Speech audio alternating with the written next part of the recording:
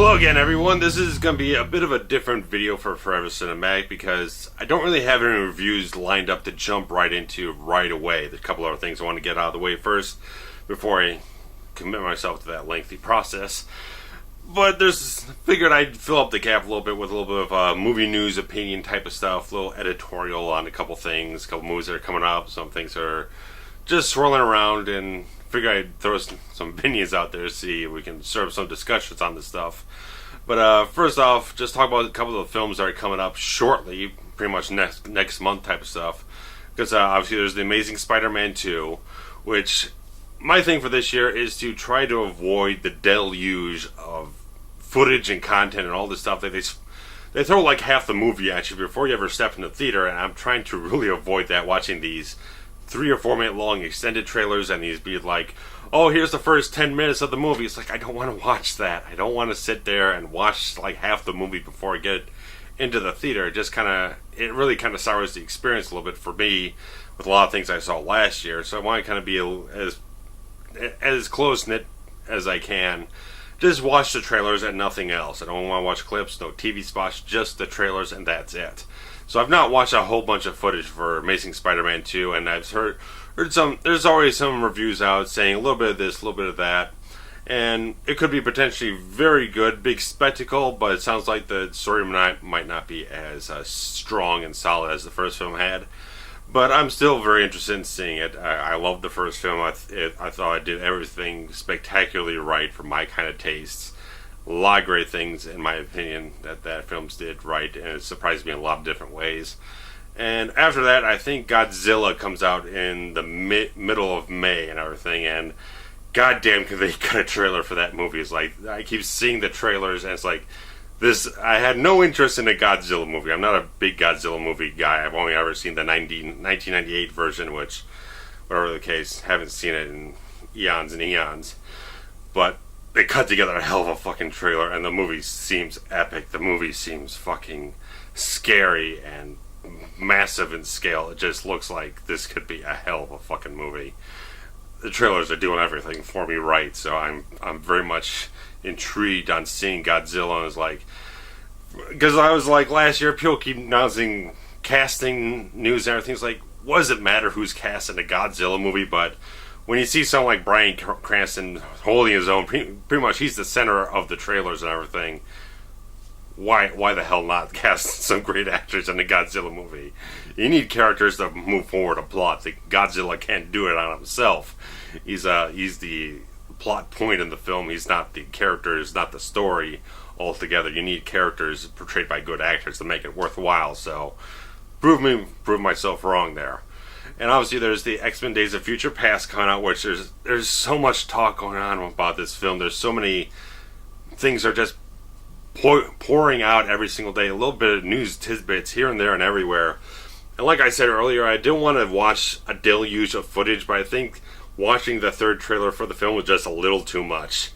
I think it knocked the film down a few notches for me, because now I'm not going to spoil anything or anything, but just news tidbits here and there, coupled with the new trailer they put out, just seems a lot like running around, assembling all these different characters, spending a lot of time.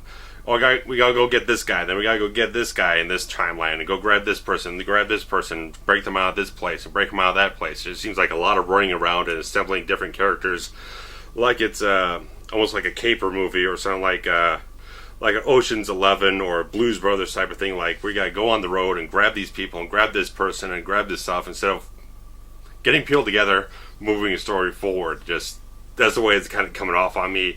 It might be entirely different once I get in the film. I paced the thing out tremendously, but that third trailer just seemed like it gave a little too much in terms of the plot progression of the film. The other two trailers really kind of just set the stage, set the tone, but didn't really kind of delve deeply into the progression of the plot and everything. I think trailer number 3 kind of went a little too much for my taste, but I'll still see it. And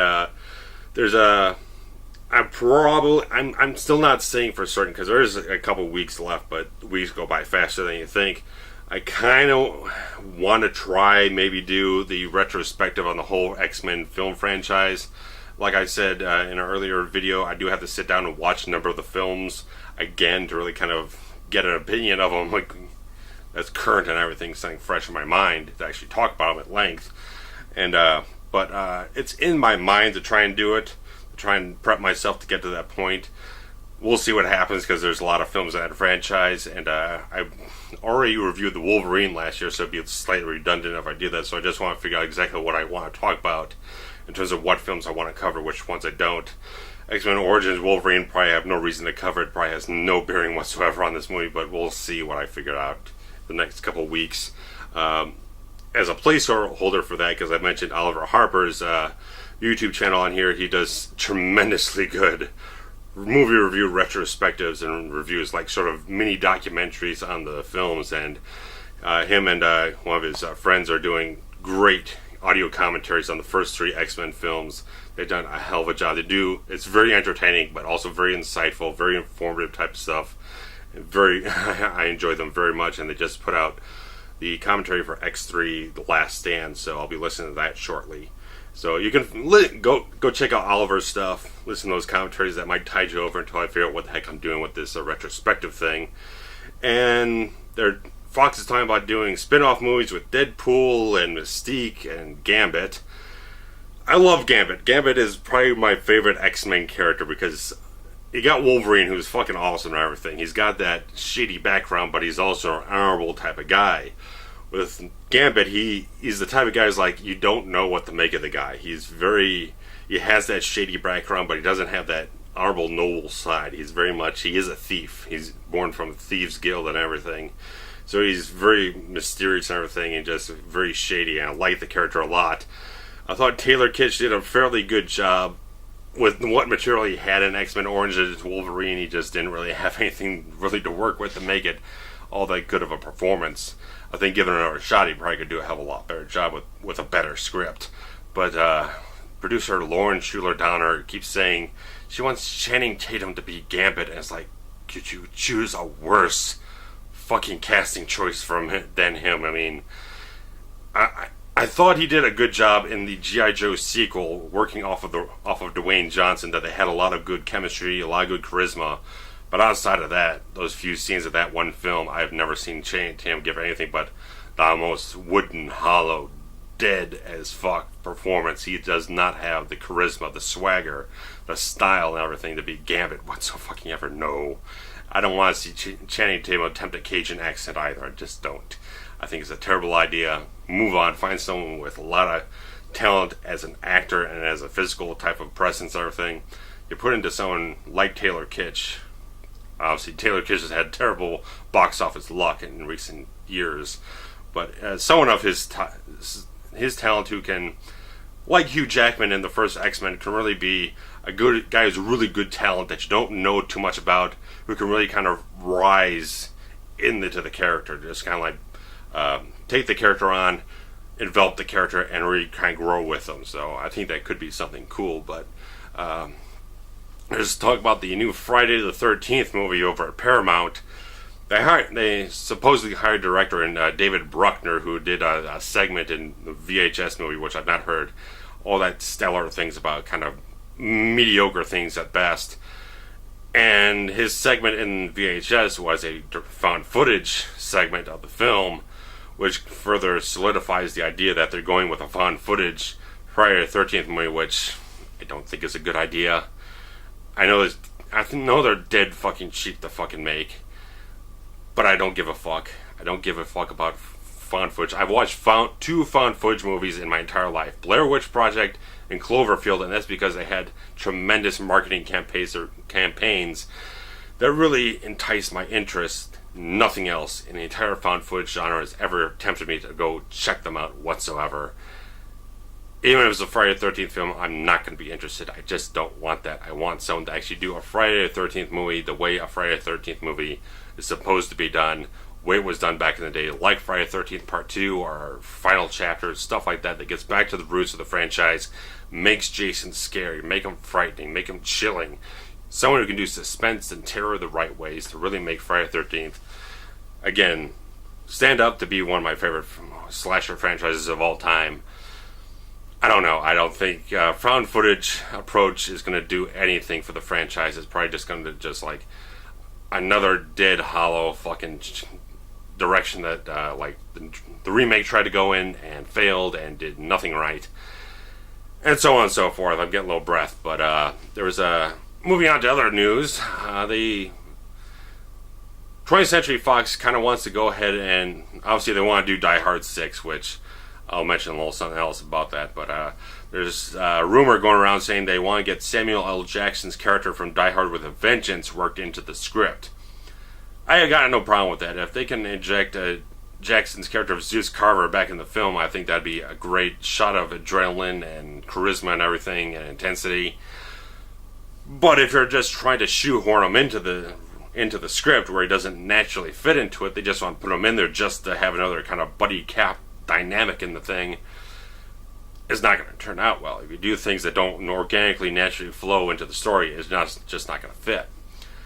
And it also comes down to the fact that Bruce Willis pretty much has completely made it obvious to everyone that he is very fucking sick and tired of doing action movies, and he just doesn't give a shit. He really doesn't give a shit anymore about doing action films at all, period. So it's like, even if you make Die Hard 6 and the script is great, and Jackson's character fits into it and he does a great job, Bruce Willis doesn't give a shit. He's not going to do that good of a performance, and that's going to kill the whole film if he doesn't give a shit and he gives a half-ass fucking effort in the whole thing.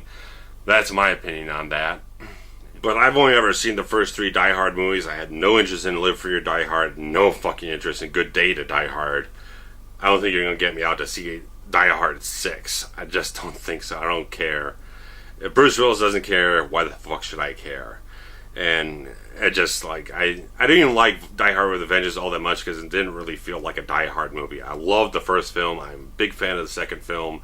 Unlike a lot of people, I really like the second film a lot. The third film I just never really cared for that much. It's a good action film, but as a Die Hard film, it just doesn't feel like a Die Hard film at all. For various reasons for me, but regardless of that.